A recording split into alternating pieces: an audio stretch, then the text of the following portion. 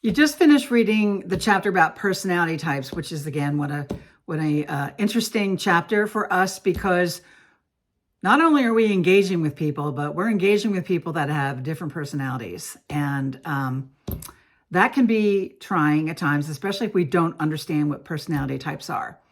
So when we're talking about personality types, we're really talking about how people are wired. And why is that really important for us to know that? Well, first of all, it gives us a clue regarding how their personality affects their behavior, or how it impacts the way they approach and react to you, or even how they receive information.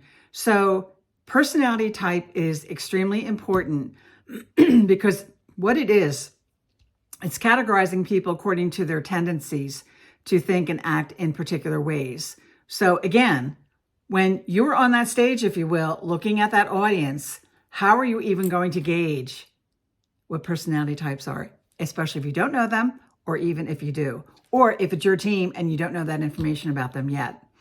So my question for you is, are you a one-size-fits-all type of leader, or do you use specific engagement criteria? And you're thinking, what is she talking about? Well, what I'm talking about is, do you prepare when you are going to speak in front of 3 people, or your team of 7 people, or maybe a big conference table where there's 17 people in the room?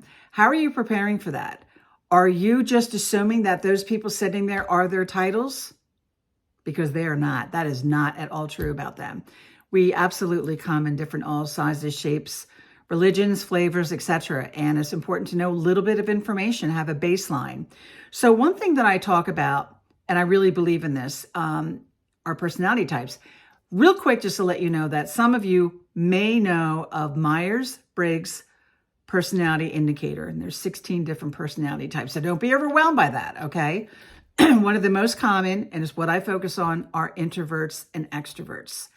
And most of us are either one of them. I'm going to talk about that in a second. Because one thing I want to stress up front is that one is not better than the other. It's just how we process information.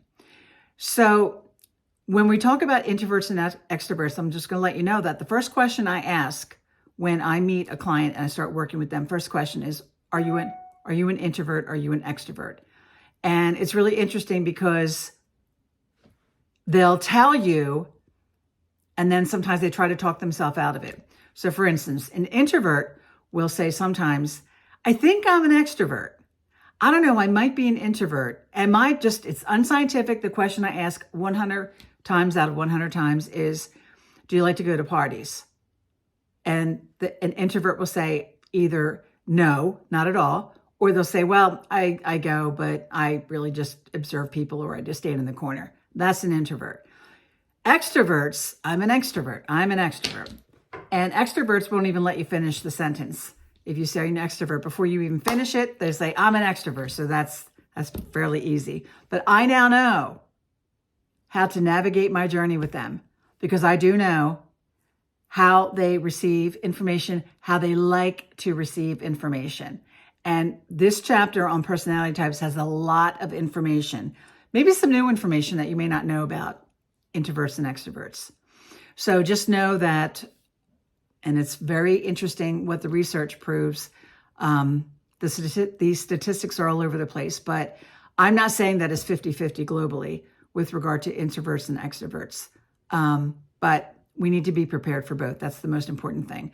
So how do you find this out? Remember I talked about there's a new sheriff in town, which is you. By the way, the final chapter, chapter 12, is not reading. It's going to be on a QR code like this. So the entire chapter, I'm going to be talking to you how to wrap everything up by tying everything in from this book on reEngage. And the way that you're going to find out is that you're going to be doing it for your team by asking them. And this is not going to be a meeting that you're going to have automatically and just say, I need to know, are you an introvert or an extrovert? Actually, it's part of the bigger picture that you're now going to have some really great information that you can start scheduling one-on-ones with your team members, which you should be doing, by the way. But again, you might call it an unmeeting, where you're going to start meeting with them and talking about, I know that I'm a new leader for you, or I know that I've been your leader for a long time, but you know what? There's some information I don't know about you. And I'm also going to share this information about me as well as we have these conversations, because it's going to help us not only get to know each other, but also in a way that we're going to be able to know how to work with each other in a much different way, because everything else has been a guess and everything else has been assumed. So you don't have to do that anymore. But again, in one-on-one meetings, or you could even do it when you're having a group meeting. I talk about that in a further chapter down the road. But again, this is not just, within a second, walking up to someone at their desk or having a Teams meeting saying, hey, John, are you an introvert or an extrovert? Hey, you know what? If that's your style and if it works, that's fine. But that's typically not how it works. But another thing that's really important for all of you to know, what are you? Are you an introvert or an extrovert? Right? You should know that about yourself, and other people need to know that about you as well. What introverts need to do, because they're more laid back, they're more inward, right? And that's fine. But what we have to do, if you are truly an introverted leader, we just have to keep reminding ourselves to keep the energy level high, because you have extroverts out there that need that higher energy. Or if you're an extroverted leader, we need to make sure to get the participation of everyone in the group as well. So we need to know that information about ourselves, because when we know about our team, we know how to communicate and engage with them. But they need to also know that about us. And I'll tell you another reason why. Behind closed doors, you can find out that someone's an introvert when they show up as an extrovert. It happens a lot.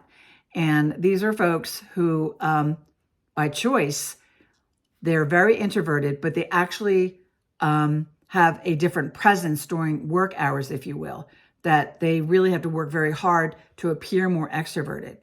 And my heart kind of breaks for them doing that, because I know it's a lot of mental and physical energy to do that. And some of those folks that do that are in bed at 8 o'clock at night because they're exhausted. So again, we need to start looking at our audience a lot differently. We're going to have a different understanding of them, and we're going to be engaging with them differently. So when we're at the end of the day, one question that I ask, I'll share it with you, is I'm very, very curious about other people when I'm working with them, especially if they're a client of mine. I want to make sure that we're on the same page all the time. And I'll ask them, what is information that I don't know about you that will make engaging with you easier? But not just for them, but for me as well.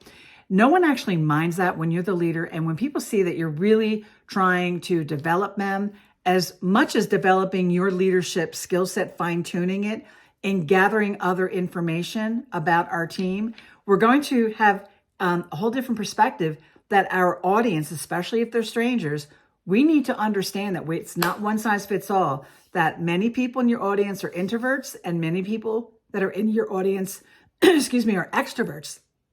And we need to acquiesce to that. All right, so on to the next chapter, and I'll see you when you're finished.